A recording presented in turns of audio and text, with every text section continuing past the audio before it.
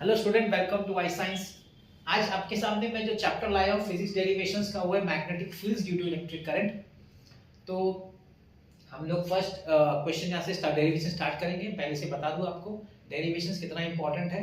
जिनको कभी कभी न्यूमेरिकल्स डिफिकल्ट लगता है उनको डेरिवेशंस करने से फुल मार्क्स आ सकता है।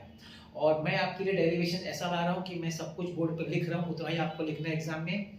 फिर भी रेफरेंस के लिए मैंने आपको टेक्स्ट बुक का पेज नंबर यहाँ दिया हुआ है, उसका टेंशन लेने का नहीं है, ठीक है ना।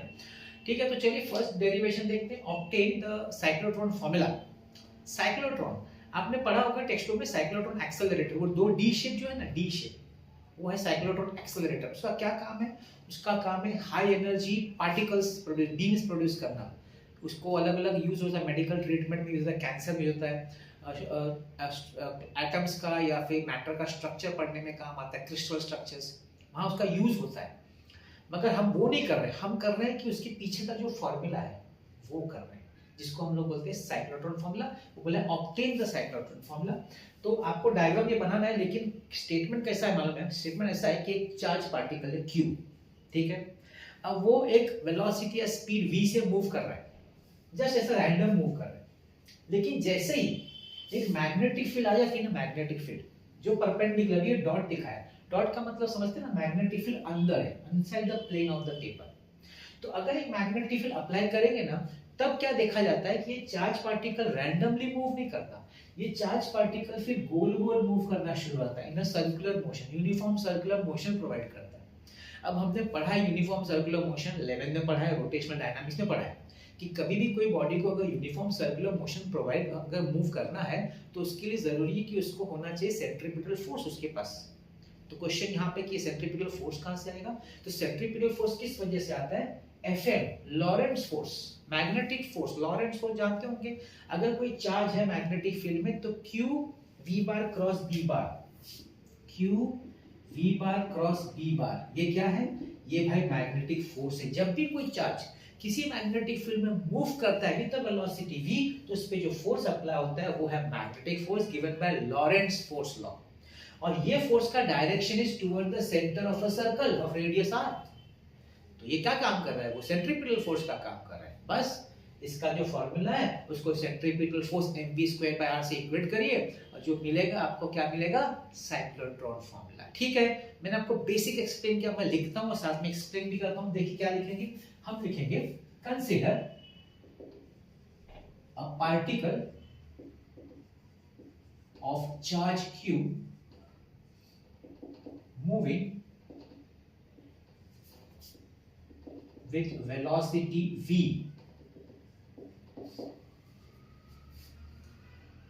in a magnetic field,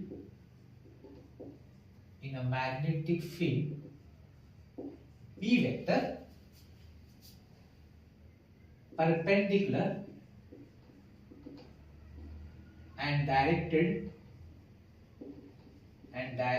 inside in a uniform, लिख देता हूं, in a uniform magnetic field लिख देंगे, perpendicular and directed inside the plane of paper। Generally paper ही लिखते हो, क्या प्लेन होते पर डायरेक्टेड इनसाइड, है ना। Due to this Lorentz force,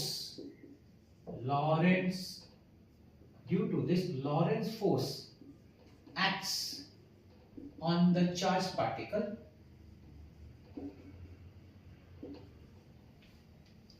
which is directed towards the center of a circle। वो कोई भी सर्कल हो सकता है। ये जो लॉरेंट्ज फोर्स एक्ट करेगा वो एक पर्टिकुलर सर्कल के सेंटर की तरफ एक्ट करेगा। It is direct to the centre of a circle of radius r, ठीक है। This force which is also called magnetic force because it is due to magnetic field, magnetic force Fm is equal to Q V bar cross B bar, that is F is equal to QVB sin theta। Since अब क्या है V और B, आपका V जो है tangential है, B अंदर है, दोनों परपेंडिकुलर है। Since theta is equal to 90 degree, therefore Fm is equal to QVB. तो ये हमारा मैग्नेटिक फोर्स है which is acting toward the center. This force provides the necessary centripetal force required for the uniform circular motion of the charged particle. अब इसमें लिखना थोड़ा बहुत है एक्चुअली, ये तो लिखना पड़ेगा ना। एक ये फोर्स है आपका, जो लॉरेंट्ज फोर्स है, मैग्नेटिक फोर्स है, वो क्या करता है, वो सेंटर की तरफ है, इसका मतलब है वो सेंट्रीपिटल फोर्स हो गया। Therefore we can say QVB is equal to mv square by r। एक v कट कर दो, ठीक है, तो क्या बचा QBR is equal to mv, और पहले mv लिख देते हैं। Therefore mv is equal to QBR, which is nothing but momentum. This is cyclotron formula। देखिए कुछ खास है नहीं, आपको मैग्नेटिक फोर्स का फॉर्मूला आना चाहिए QBB, बस और कुछ भी नहीं है। सिर्फ आपको यही बोलना है कि जब भी कोई मैग्नेटिक फील्ड में चार्ज पार्टिकल मूव करेगा तो हमेशा सर्कुलर ही मूव करेगा। क्यों? क्योंकि उस पे जो मैग्नेटिक फोर्स अप्लाई होता है वो सेंट्रीपिटल फोर्स का काम करता है, और जब भी कोई सेंट्रीपिटल फोर्स हो गया तो बॉडी को तो सर्कुलर मोशन मूव करना ही पड़ेगा, इसलिए वो charge particle circular motion move करता है, और ये इक्वेशन सेटिस्फाई करता है। या P नहीं लिखेंगे तो चलेगा, वो टेक्स्ट में लिखा है मोमेंटम, इसने मैंने भी लिखा, लेकिन बेसिक यही फॉर्मूला कहाँ यूज है पता है? आपका जो साइक्लोट्रॉन एक्सेलरेटर होता है ना, अगर आपने पढ़ा है साइक्लोट्रॉन, डी शेप, दो डी शेप है, एक ऊपर और एक नीचे वाला डी शेप है ना जो, तो उसमें यही फॉर्मूला होता है। इसी फॉर्मूला से वो लोग निकालते हैं किस काइनेटिक एनर्जी से वो जो आपका आयन या प्रोटॉन है वो लास्ट ऑर्बिट रेडियस में से बाहर निकलता है एक्सेलरेटर के, वो इसी इक्वेशन की मदद से हम निकाल पाते हैं। इसलिए बहुत इंपॉर्टेंट ये इक्वेशन आ सकता है एग्जाम में आपके, है कि नहीं? 2 मार्क का है, वो छोटा सा है, 2 मार्क, सिंपल। तो ये था फर्स्ट डेरिवेशन, चलते हैं सेकंड डेरिवेशन। तो आपके सामने मैं लाया हूं सेकंड डेरिवेशन, एग्जाम में नहीं पूछा है, लेकिन देखिए चांसेस तो कभी भी हो सकता है किसी चीज का। छोटा सा डेरिवेशन है, क्या है? Obtain an expression for the magnetic force on a wire carrying current. ये आपके पास एक वायर है, उसका थोड़ा सा एक टुकड़ा कंसीडर करते हैं जिसका लेंथ L है। पोटेंशियल डिफरेंस अप्लाई करेंगे तो करंट फ्लो है, और इसको एक मैग्नेटिक फील्ड में रखा है। ये आपका एक मैग्नेटिक फील्ड है B वेक्टर, डॉट बताया मतलब इनसाइड द फील्ड। ये आपका पूरा सेटिंग है, ये सेट किया गया, ठीक। अब क्या होगा, अब आपका जो इलेक्ट्रॉन है वही तो कंडक्शन तो वही करता है इलेक्ट्रॉन। अब हम जानते हैं इलेक्ट्रॉन, अभी करंट अगर राइट से लेफ्ट जा रहा है तो इलेक्ट्रॉन लेफ्ट टू राइट जाएगा, क्योंकि हम जानते हैं कि the direction of current and the direction of electron opposite होता है, तो आप जानते होने चाहिए। तो ये इलेक्ट्रॉन का डायरेक्शन, उसका जो स्पीड होता है जानते हो, इसको बोलते हैं हम लोग drift velocity, that is called drift velocity. तो ड्रिफ्ट वेलोसिटी जा रहा है। अब ये मैग्नेटिक फील्ड में अगर चार्ज मूव करता है तो उस पर लॉरेंट्ज फोर्स अप्लाई होता है, आप जानते होंगे लॉरेंट्ज फोर्स। लॉरेंट्ज फोर्स अभी फर्स्ट डेरिवेशन में भी देखा था, लॉरेंट्ज फोर्स Q V बार क्रॉस B बार। ये किस पे होता है? ये चार्ज पे होता है। ये जो फोर्स होता है वो चार्ज पे होता है। डेरिवेशन किस चीज का है? ये फोर्स हमको वायर पे पता करना है, चार्ज की जगह उसको वायर में कन्वर्ट करना है, ठीक है ना? यही पूरा डेरिवेशन है। तो ये फॉर्मूला यूज करेंगे और इस चार्ज के वजह इस चार्ज को कन्वर्ट करेंगे हम लोग पूरे वायर में, और वायर का एक सेक्शन लिया लेंथ L। तो जो मैंने आपको भी बोला है ना, मैं लिखता हूं क्योंकि मैं चाहूंगा कि आप इधर से लिख सके एग्जाम में भी। तो मैंने consider a section of length L of a wire, ठीक है, kept in a uniform magnetic field B vector perpendicular and directed inside the plane of paper, inside the plane of paper, directed inside. ठीक है, अब हम बात करेंगे current की। Let I be the current, let I be the current flowing through length L due to the applied potential difference. वो तो ठीक है, पोटेंशियल डिफरेंस की वजह से ही होता है। नहीं लिखेंगे तो एक बार चल जाएगा, अगर आप ये चीज नहीं लिखेंगे, पोटेंशियल वर्ड नहीं लिखेंगे तो चलेगा। अभी बोल सकते हैं let I be the current. ठीक, अब क्या होगा, current is flowing because charge is in motion. This is due to the flow of charge, यहां लिख सकते हैं electrons with drift velocity vd।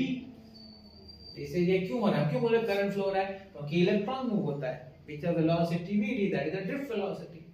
ठीक है ना। नाउ अब हम लोग निकालेंगे some for some time t, है ना। For given time t, the charge flowing या पासिंग थ्रू, अभी बोल सकता हूं through a given cross section, लेकिन टेक्सचुअल में क्या एक प्लेन यहाँ पे कंसीडर कर PP, तो वो लिख देता हूं। For a given time t the charge passing through a plane PP is Q is equal to IT। ये तो आप जानते हैं ना, 10th स्टैंडर्ड पढ़ा है, Q is equal to IT। ठीक है, अब टाइम का फॉर्मूला क्या होता है, टाइम का फॉर्मूला होता है डिस्टेंस अपॉन स्पीड, है ना। Therefore Q is equal to I, distance कितना हमने लिया, लेंथ L, और स्पीड क्या लिया है, distance upon speed v। Q is equal, ये क्यों निकाला, हमको यहाँ सब्स्टिट्यूट करना है इसलिए निकाला भाई, और कोई कारण नहीं है। हमने Q इसलिए निकाला क्योंकि हमको लॉरेंट्ज फोर्स में उसको सब्स्टिट्यूट करना है। ठीक है, now as per Lorentz force,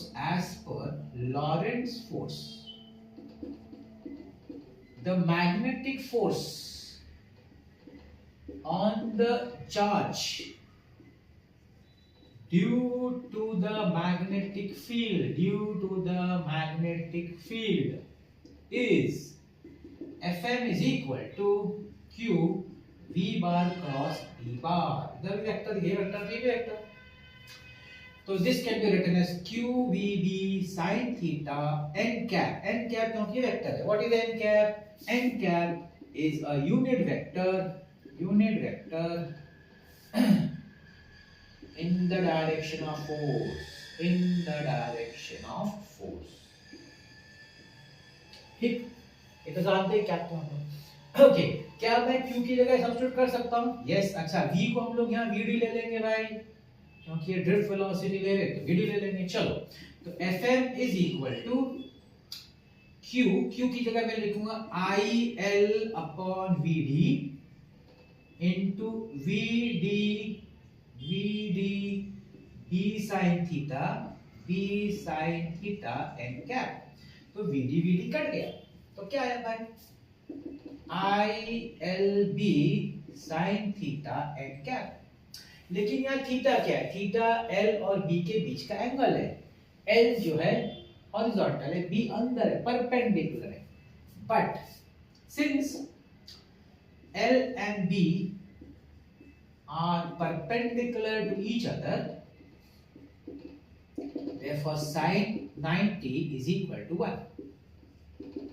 तो फॉर्मूला क्या हो गया भाई, F का is equal to ILB sin theta, ना sin थीटा नहीं रहेगा, ILB n कैप।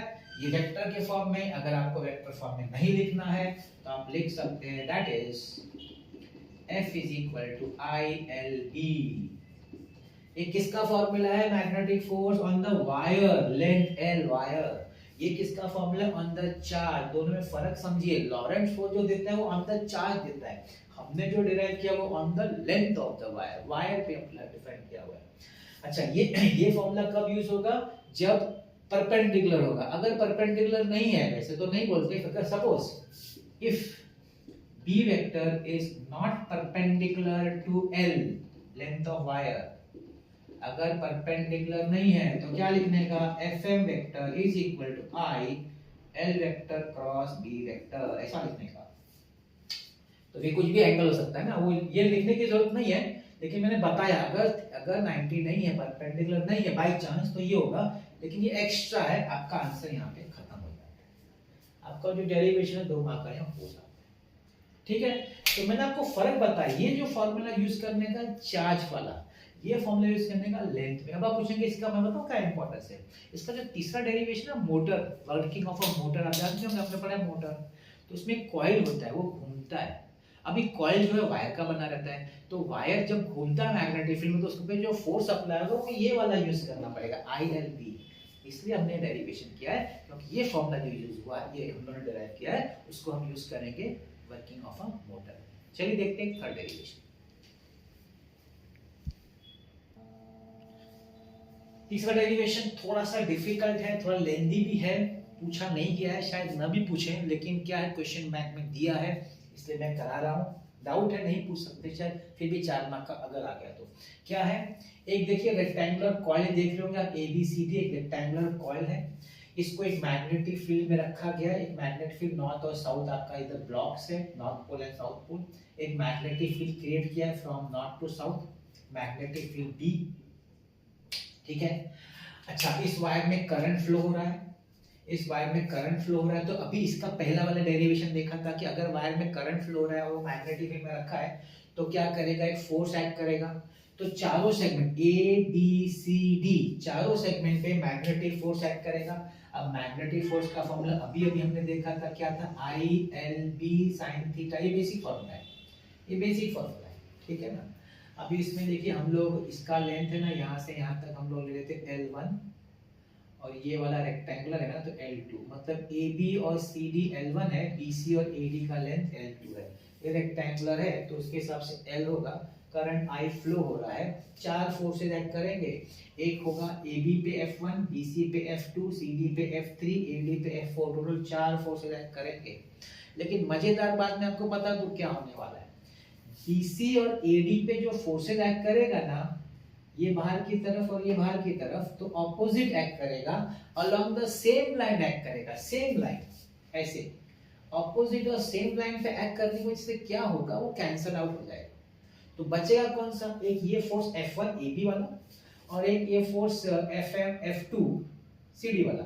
ये इक्वल ऑपोजिट होगा, लेकिन सेम लाइन पे नहीं होगा। तो जब भी दो pair of forces equal opposite होते हैं, उनके बीच में डिस्टेंस होता है ना, तो क्या बन जाता है, कपल बन जाता है, वो टॉर्क क्रिएट करता है। तो टॉर्क क्रिएट करेगा ना, तो आपका कॉइल घूमेगा। यही तो मोटर, इसी तरह तो मोटर चलता है। आप जब बटन दबाते हैं मोटर का, करंट फ्लो होता है, वहां कॉइल घूमता है। जब कॉइल घूमता है तो मोटर घूमता है, तो वर्क डन होता है। तो यही तो फंक्शन है, इस तरह से कॉइल घूम रहा है, देखिए डायरेक्शन दिखा है कॉइल का। ये क्या फिगर है, ये पर्टिकुलर एंगल पे जब वो इंक्लाइन होता है, ये शेप BC आपका इंक्लाइन होता है, तो F1 और F3 उसका कंडीशन दिखा है। F2 और F4 क्यों दिखा है, वो तो कैंसिल हो जाता है ना, वो दिखाने की जरूरत ही नहीं है। सिर्फ F1 दिखाने का, F3 दिखाने का। उनका ये कॉइल जो है, एरिया वेक्टर हमेशा परपेंडिकुलर होता है, तो n जो वेक्टर है वो उस कॉइल का एरिया वेक्टर है, जिसका डायरेक्शन दिया है परपेंडिकुलर। ये 90 माइनस थीटा किसके लिए, 90 माइनस थीटा इन लोग के लिए, BC और AD के लिए जो एंगल बनेगा ना, जब वो इंक्लाइन हो जाएगा तो 90 माइनस थीटा होगा। जबकि आपका AB और CD तो परपेंडिकुलर है, आप देख रहे हैं ना, आपका मैग्नेटिक फील्ड ऐसा जगह सामने AB और CD है, AB और CD, तो वो तो 90 डिग्री पे है, तो उनका दोनों का 90 है, तो उन दोनों के लिए sin 90 यूज होगा। लेकिन BC और AD पे जो दो फोर्सेज एक्ट कर रहे हैं ना, उनके लिए एंगल होगा 90 माइनस थीटा। ये हमको समझना है, और हमको उस टॉर्क का बोला है फॉर्मूला निकालो। वो जो नेट टॉर्क एक्ट करेंगे ना, उसका हमको फॉर्मूला निकालना है। तो मैं इतना जो बोला हूं, अब मैं लिख रहा हूं, जो आपको एग्जाम में अगर लिखना हो तो क्या बोलेंगे, देखिए, कंसीडर अ रेक्टेंगुलर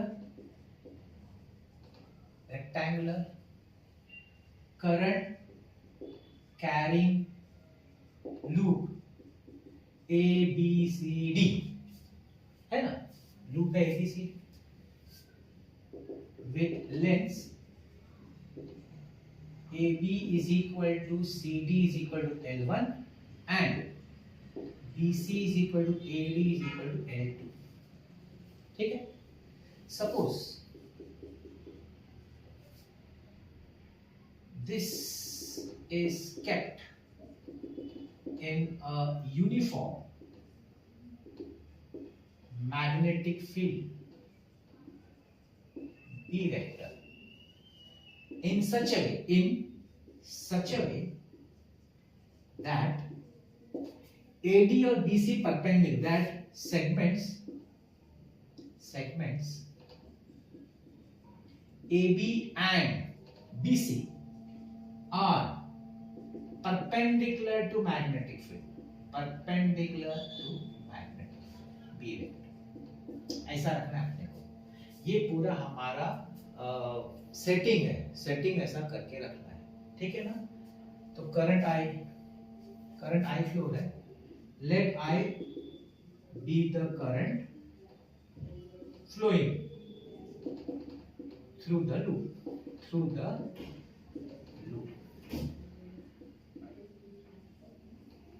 ओके, अब क्या होगा?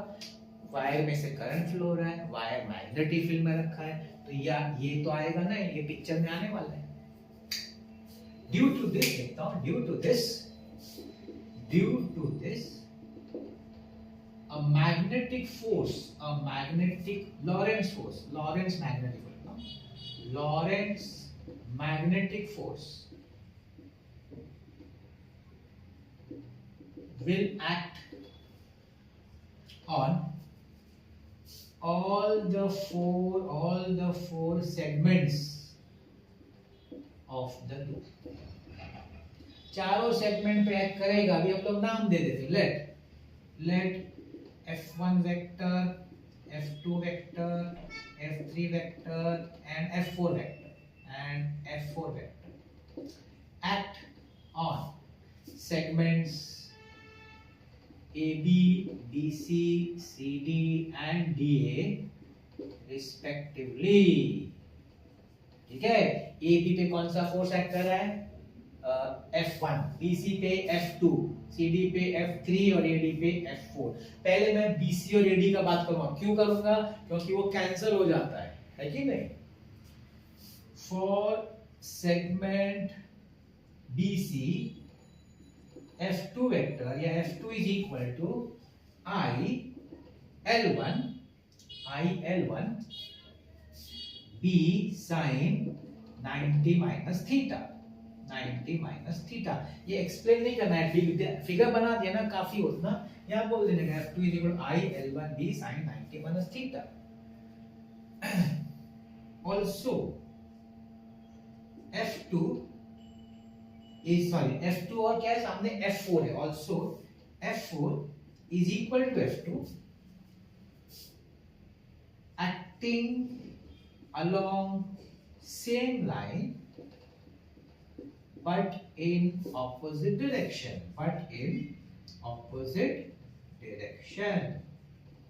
मतलब एक ही लाइन पे है, एक इस तरफ एक्ट कर रहा है, एक इस तरफ एक्ट कर रहा है। सेम ही लाइन पे अगर दो फोर्सेस सेम होंगे ऑपोजिट में, they will cancel out each other. Therefore they cancel out each other. ये तो आपका एक पार्ट हुआ कैंसल आउट का। तो F1, F2, F4 पिक्चर से गायब हो गए, आउट हो गए। अब कौन है मेन रोल, कौन प्ले करने वाला है? F1 and F3। Okay, I rub this off।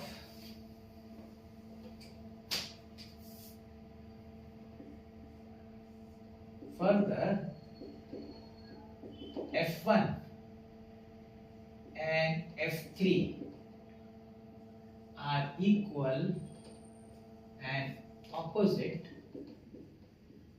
but not along the same line, So F1 is equal to F3 is equal to I L1 B sin theta। नहीं लिखेगा, लिखना तो दिखा दो sin 90 दिखा दो, फिर लिखो I L1 B। तो इसकी वजह से क्या होगा? टॉर्क क्रिएट होगा। Due to this a net torque is applied on the loop। Torque is applied on the loop, है ना, इस टॉर्क वैसे घूमेगा।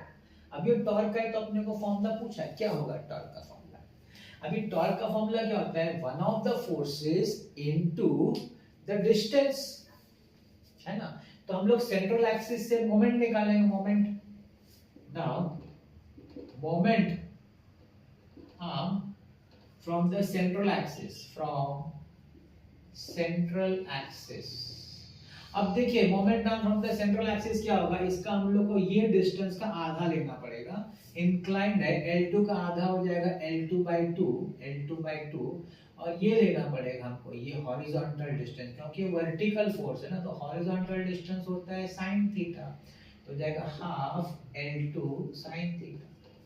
ऐसा दोनों के लिए होगा, F1 के लिए भी होगा और F3 के लिए होगा।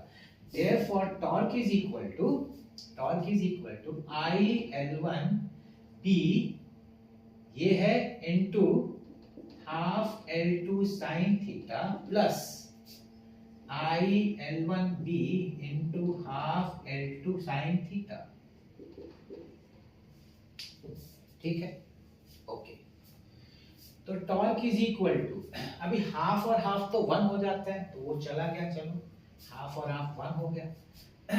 तो चाहिए तो मैं लिख देता हूँ, ऐसा नहीं है, तो ये हो जाएगा IL1 L2 B sin theta, half और हाफ 1 हो गया। But what is L1 L2? Length into breadth, that is area. Now L1 into L2 is A, that is area of loop. Therefore, torque is equal to IAB sin theta. If there are n turns for the loop, for n turns of the loop, अगर loop में n turns है तो torque का formula क्या हो जाएगा? NIAB sin theta. Hello, 4 mark का derivation कर दिया मैंने। इसमें डायग्राम का आपका 1.5 मार्क मिलेगा अगर अच्छे से डायग्राम बनाए तो। लिखने का थियरी है, थोड़ा सा है, मैं आपको शॉर्ट में फिर समझाता हूँ, ध्यान से सुनिए। क्या है? एक कॉइल है AB BC CD, आपने AB का L1 लिया, BC का L2 लिया, वैसे उसके सामने हो जाएगा, क्योंकि रेक्टेंगुलर है, मैग्नेटिक फील्ड में रखा है, और उस पे जो फॉर्मूला अप्लाई होता है वो ILB sin थीटा वाला फॉर्मूला अप्लाई होता है, जो हमने सेकंड डेरिवेशन में देखा है। अब इसमें चारों फोर्स होगा, हर लूप पे फोर्स होगा, हर जो सेगमेंट पे फोर्स होगा। अब BC और AD का क्या प्रॉब्लम है पता है? दोनों पे फोर्स तो एक्ट करता है, मगर एक ही लाइन पे करता है, ऑपोजिट करता है। एक ही लाइन पे ऑपोजिट करता है तो कैंसिल आउट हो जाता है, तो उनका पिक्चर से आउट हो जाते हैं वो लोग। बचता कौन है? एक AB वाला और एक CD वाला। AB ऊपर की तरफ है, CD नीचे की तरफ है। अब वो बोलेंगे डायरेक्शन कहां से मिला? तो ये तो भाई फ्लेमिंग्स लेफ्ट हैंड रूल से आपको करना पड़ेगा, वो यहाँ मेंशन नहीं किया, लेकिन Fleming left hand rule use करिए, आपको मिल जाएगा डायरेक्शन। तो ये डायरेक्शन के दो फोर्सेस एक्ट करेंगे ना, तो टॉर्क क्रिएट करेंगे, रोटेट मतलब कपल बन जाएंगे, कपल बनाएंगे तो घूमेंगे। तो इसका फॉर्मूला लिखने का ILB sin 90 है, तो उनके बीच में AB हमने ऐसा लिया है कि वो परपेंडिकुलर मैग्नेटिक फील्ड को, तो उसका जो वायर का लेंथ है मैग्नेटिक फील्ड को परपेंडिकुलर हमेशा ऑलवेज, तो उसका sin 90 हुआ, तो सिर्फ IL1B दोनों के लिए होगा।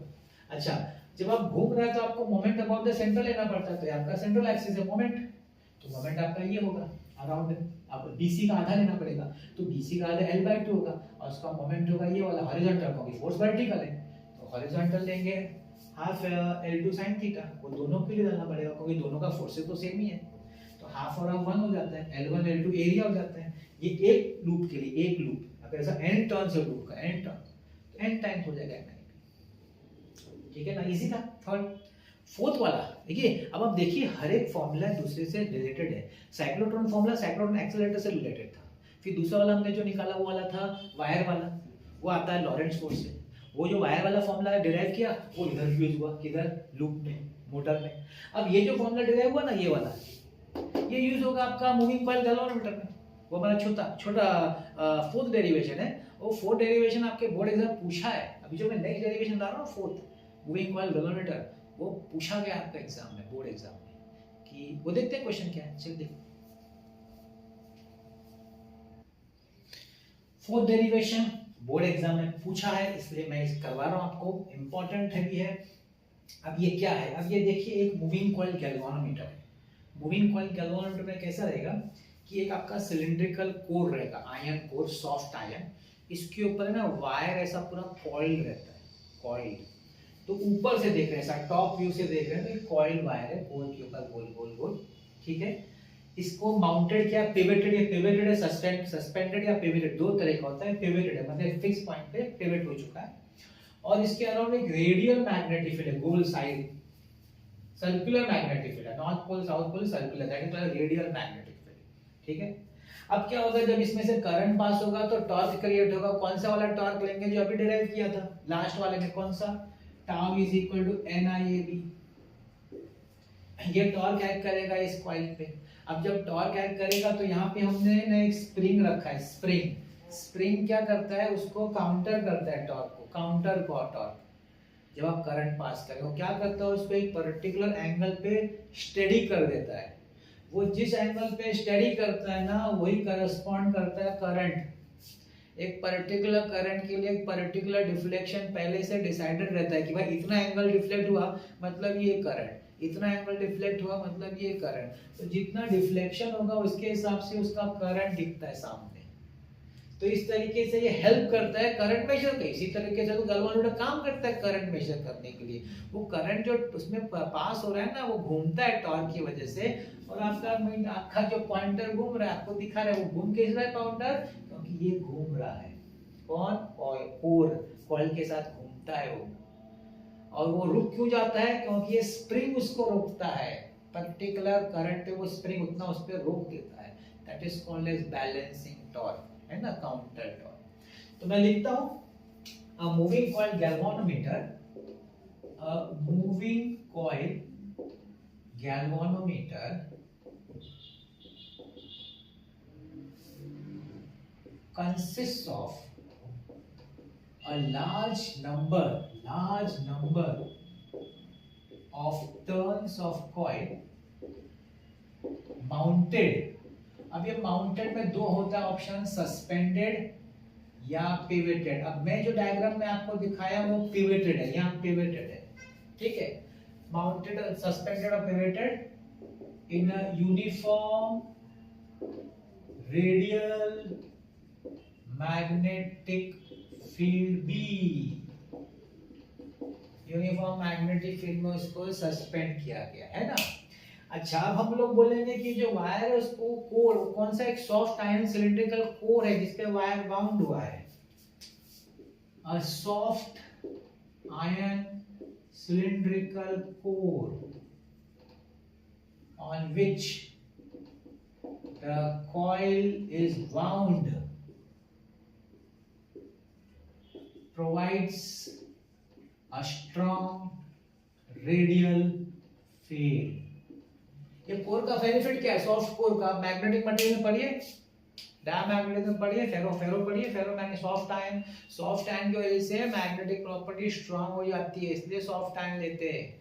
वो मैग्नेटिक प्रॉपर्टी बहुत अच्छी हो जाती है, स्ट्रांग हो जाती है, इसलिए सॉफ्ट आयन को लिया जाता है। ठीक है, नाउ व्हेन द करंट अब करंट पास करो। अभी आपने सब सेट कर दिया, अब आप करंट पास करो किस में, अभी आपका गैल्वानोमीटर है ना, अब आप करंट वायर में से पास करो, देखो आपका पॉइंटर मूव करता है, वो बात मैं बोल रहा हूं। When current passes through the coil, then a torque acts on it, given by, what is the formula for torque, NIAB, है ना, अभी डिराइव किया था। What is N is number of turns, what is I is the current flowing, what is A is the area of coil, what is B is the strength of magnetic field। ऐसा मैं क्यों लिख रहा हूं, क्योंकि ऐसा text book में लिखा है, इसलिए लिखने का। ठीक है ना, तो ये आपका टॉर्क एक्ट करेगा when current flows through the coil, then torque acts on it. This deflecting torque is balanced by a spring fitted to the core। ये जो टॉर्क डिफ्लेक्ट जो कर रहा है उसको बैलेंस करने के लिए दूसरा टॉर्क है जो स्प्रिंग की वजह से बनता है। This balancing torque, this balancing torque provides क्या प्रोवाइड करता है? a steady angular deflection theta, provide a steady angular, कितना एंगल डिफ्लेक्ट उसको रोक के रखना है, मूव नहीं होते ना, steady angular deflection for a steady current I।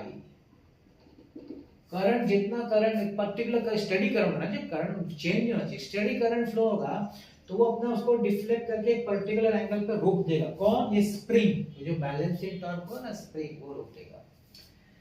This is given by tau dash is equal to k phi। ये फाई लिया, चलो फाई लेते हैं। Phi what is k? k is torsional constant, torsional constant. Therefore, अब हम लोग इसको equate कर सकते हैं, इसको और इसको, है कि नहीं? Therefore, NIAD, आप पहले वो लिख लेता हूं। Therefore, K phi is equal to NIAD। अभी हमको क्या प्रूव करने को बोला है? Deflection produced. ओके, तो deflection is phi NIAD upon K। इसमें कौन कौन कांस्टेंट है? नंबर ऑफ टर्न्स वो तो चेंज नहीं होगा, एरिया ऑफ लूप वो तो चेंज नहीं होगा, मैग्नेटिक फील्ड आपने पहले से सेट करके रखा है, के तो हमने ऑलरेडी बोला है कि टॉर्शनल कांस्टेंट है। किसको आप चेंज कर सकते हैं? आप सिर्फ आई को चेंज कर सकते हैं। तो मैं बोलता हूं हियर NABK आर कांस्टेंट्स, ये लोग सब कांस्टेंट्स है भाई, हटा दो तो क्या मिलेगा? प्रोपोर्शनल टू आई। ये जो एंगल डिफ्लेक्शन बना, एंगल डिफ्लेक्शन, जिससे जो कॉइल जितना डिफ्लेक्ट ड्यू टू टॉर्क, वो जो डिफ्लेक्शन एंगल है that is proportional to the current. क्या लिखा है? Show that the deflection produced in a moving coil galvanometer is directly proportional to the current flowing through the coil। 4 mark का question है, board exam का पूछा है, ये है। वापस बता दो शॉर्ट में, एक सिलिंड्रिकल ऐसा कोर लेने का है। देखिए मैंने ये भाषा में लिखा, आपको आगे पीछे ऊपर नीचे करना चलता है।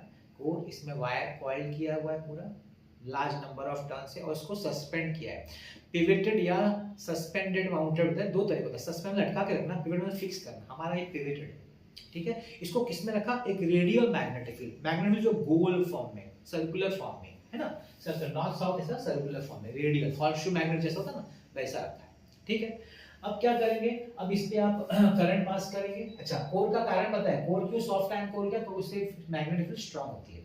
अब करंट पास करेंगे, अभी इसके पहले डेरिवेशन क्या पढ़ा? जब करंट पास होगा तो इस कॉइल में टॉर्क क्रिएट होगा, और टॉर्क क्रिएट की वजह से ये रोटेट होगा।